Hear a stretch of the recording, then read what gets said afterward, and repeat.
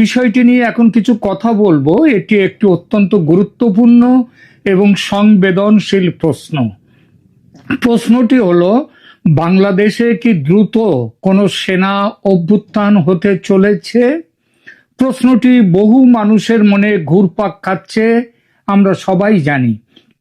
বিশেষ করে বাংলাদেশের বর্তমান রাজনৈতিক এবং সামাজিক প্রেক্ষাপটে এই প্রশ্নটি অত্যন্ত গুরুত্বপূর্ণ।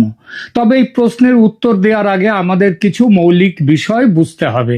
প্রথমত আমাদের বুঝতে হবে যে সেনা অভ্যুত্থান কখন হয় ও কেন হয়। সেনা অভ্যুত্থান তখনই হয়, তাকেই বলে যখন সামরিক বাহিনী দেশের বেসামরিক সরকারের নিয়ন্ত্রণ দখল করে নেয়। এর পেছনে অনেক কারণ থাকতে পারে, যেমন রাজনৈতিক অস্থিতিশীলতা, যখন কোনো দেশে রাজনৈতিক সংকট চরম আকার ধারণ করে, সরকার জনগণের আস্থা হারায় এবং দেশ পরিচালনায় ব্যর্থ হয়, তখন সামরিক বাহিনী নিজেদেরকে উদ্ধারকারী হিসেবে তুলে ধরে। বাংলাদেশে এখন বলা বাহুল্য, বাংলাদেশে যে ইউনূস সরকার আছে সেটা কোনো সরকার মানে নির্বাচিত সরকার নয়, সেটা হচ্ছে অবৈধ দখলদার সরকার। এবং তারা এসে যেভাবে কাজকর্ম করছে এবং করেছে, তাতে মনে হচ্ছে সামরিক বাহিনী, দেশের মানুষ চায় সামরিক বাহিনী নিজেদেরকে উদ্ধারকারী হিসেবে তুলে ধরুক। দ্বিতীয় কথা, অর্থনৈতিক সংকট কখন হয় সেই প্রসঙ্গে বলতে হয় চরম অর্থনৈতিক দুরবস্থা, উচ্চ মুদ্রাস্ফীতি, বেকারত্ব এবং দারিদ্র্য যখন জনগণের মধ্যে অসন্তোষ সৃষ্টি করে, তখন এর সুযোগ নিয়ে কিংবা এই অবস্থা থেকে বাঁচতে সামরিক বাহিনী ক্ষমতা দখলের চেষ্টা করে। বলা বাহুল্য, এই প্রত্যেকটা অবস্থায় বাংলাদেশের ক্ষেত্রে একেবারে যাকে বলে জাজ্জল্যমান। 3 নম্বর, কখন সামরিক বাহিনীর ক্ষমতা নেয়? যখন সামরিক বাহিনীর ভেতরে অসন্তোষ থাকে। সামরিক বাহিনীর উচ্চপদস্থ কর্মকর্তাদের মধ্যে যদি কোনো কারণে অসন্তোষ থাকে, যেমন বিভিন্ন কারণ, তখন যদি তাদের বিরুদ্ধে সরকারের কোনো ব্যবস্থা সামরিক বাহিনীর স্বার্থের পরিপন্থী হয়, তাহলে তখন অভ্যুত্থান হতে পারে। এবং এখানে যে সরকারকে সেনাবাহিনী এনে বসিয়েছে বাংলাদেশে, ইউনূস সরকারকে, সেই ইউনূস সরকার সেনাবাহিনীর কথা যে শুনছে না এবং তাদের কথা অমান্য করে, তাদের প্রস্তাব অমান্য করে চলছে, এটা তো জানা কথাই। 4 নম্বর কখন আসে না, যখন বহিঃশক্তির প্রভাব অনেক সময় দেখা যায় যে কোনো বহিঃশক্তির ইন্ধনে বা সহায়তায় কোনো দেশের সেনা অভ্যুত্থান ঘটে।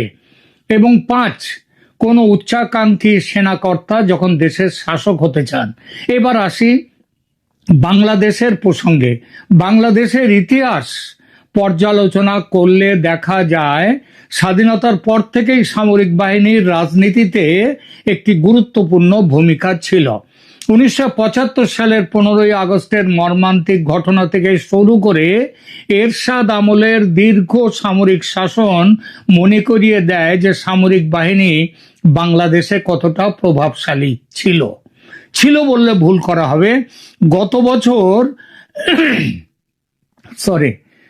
বছর শেখ হাসিনার পতনের পশ্চাতেও ছিল সেনাবাহিনীর মুখ্য ভূমিকা। তবে তফাৎ এক জায়গায়, গত বছর 2024-এ সুযোগ থাকা সত্ত্বেও সেনা কিন্তু ক্ষমতা দখল করেনি। এমনও বলা যায় দখলের পথে এগিয়ে গিয়েও পিছিয়ে এসেছিল সেনাবাহিনী। জেনারেল ওয়াকার উজ্জামানের 5 আগস্ট 2024-এ দেওয়া ভাষণটি শুরু করুন, আমি আপনাদের সবার জানমালের ব্যবস্থা নিজের ঘাড়ে নিলাম, আপনাদের জানমালের রক্ষার কথা আমি নিজেই নিলাম। এই নিজে ক্ষমতা গ্রহণ কিন্তু তিনি করলেন না, তিনি মোহাম্মদ ইউনূসকে ক্ষমতায় বসালেন।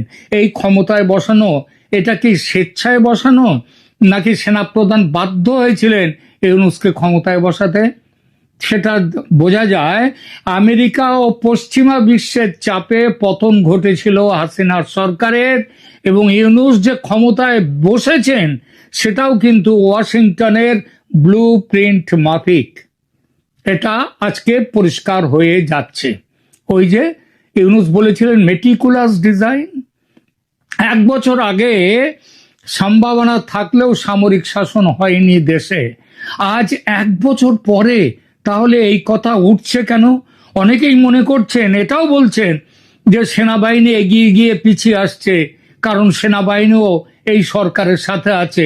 এ প্রশ্নটা স্বাভাবিক, কিন্তু তা হলেও তারপরেও আজকেও যদি বলা হয় গোপালগঞ্জের সেনাবাহিনী কি করেছে, সেটা সবাই জানে, সেটা কোনো লুকোনো কথা নয়। কিন্তু তা সত্ত্বেও এখন কথা উঠছে যে সেনাবাহিনী বাংলাদেশের ক্ষমতা দখল করবে কি করবে না, তাদের করা উচিত।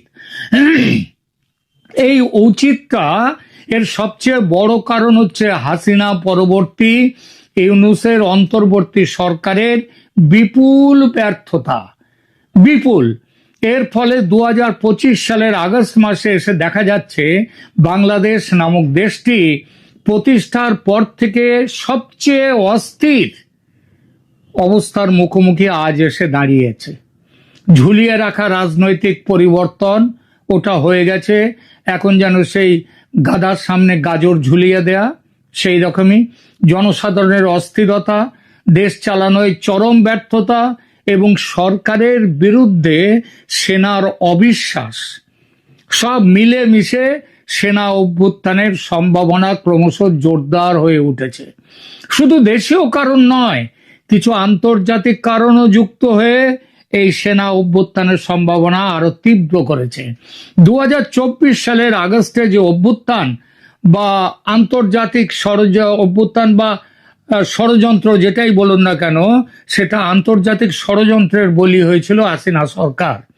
দেশের মানুষ আন্তরিকভাবে চেয়েছিল নতুন সরকার এসে একটা হিলিং টাচ দেবে, শান্তি এবং স্বস্তি ফিরবে দেশে।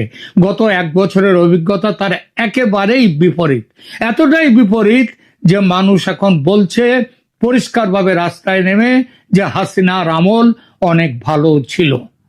তাদের ওপরে নানা রকম অত্যাচার নেমে আসছে, তা সত্ত্বেও এ কথাগুলো বলবার লোক কিন্তু আজকে কম নেই বাংলাদেশে। তারা স্পষ্টভাবে বলছে এই 11 মাসে কি অভিজ্ঞতা অর্জন করেছে মানুষ। জনগণের অবিশ্বাস এবং বারবার গণবিক্ষোভ, সেইটা এই অভিজ্ঞতা হয়েছে। দেশব্যাপী পুলিশ ধর্মঘট এবং পরবর্তীতে আইন প্রয়োগকারী সংস্থার পতন, যার ফলে বেসামরিক শৃঙ্খলায় সেনাবাহিনীর ভূমিকা আরো গভীর হয়েছে। অন্তর্বর্তীকালীন সরকার এবং সশস্ত্র বাহিনীর মধ্যে ক্রমশ বেড়ে যাওয়া দ্বন্দ্ব, বিশেষ করে বিলম্বিত নির্বাচন এবং বিতর্কিত নীতি প্রস্তাবের বিষয়ে। যেমন নীতি প্রস্তাবগুলো কি, যেমন আমেরিকাকে মানবিক করিডোরের নামে ঘাঁটি করতে দেয়া, তারপরে চট্টগ্রাম বন্দর তুলে দেয়া, তারপর সেন্ট মার্টিনস আইল্যান্ড, সেটা তো ইতিমধ্যেই আমেরিকার দখলে প্রায় চলে গেছে। এই সবগুলোর মধ্যে দিয়ে সেনাবাহিনীর সাথে এই যে বেসামরিক সরকার বলে ইউনূসের যেটা আছে তার দ্বন্দ্ব বেড়ে গেছে। জেনারেল ওয়াকারুজ্জামানের নেতৃত্বে বাংলাদেশ সেনাবাহিনী বারবার বলেছে 2025 সালের ডিসেম্বরের মধ্যে নির্বাচন করতে হবে এবং জানুয়ারির প্রথম দিনে নির্বাচিত সরকার যাতে ক্ষমতা গ্রহণ করতে পারে তার ব্যবস্থা করতে হবে। সরকার নানান বাহানায় এড়িয়ে গেছে সেনাবাহিনীর এই প্রস্তাব কিংবা সেনাবাহিনীর এই চাওয়া। কদিন আগে ফেব্রুয়ারির প্রথম অর্ধে ভোট হবে বলে জানিয়েছেন মোহাম্মদ ইউনূস, কিন্তু সন্দেহ করার যথেষ্ট কারণ আছে যে শেষ মুহূর্তে কোনো না কোনো বাহানা দিয়ে বাতিল হবে নির্বাচন।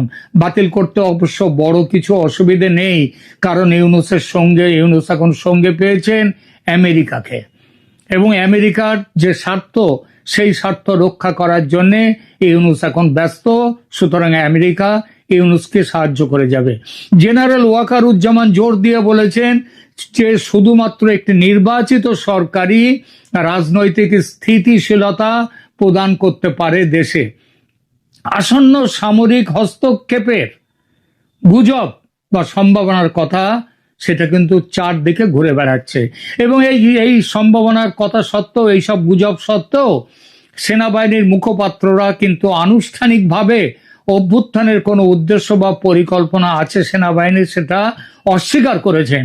এবং জনগণ এবং আন্তর্জাতিকভাবে গণতন্ত্রের প্রতি সেনা তাদের অঙ্গীকার আশ্বস্ত করার চেষ্টা করেছে, বলেছে যে ক্যান্টনমেন্টের এই চিন্তা, দেশের ক্ষমতা দখল করার কোনো চিন্তা নেই।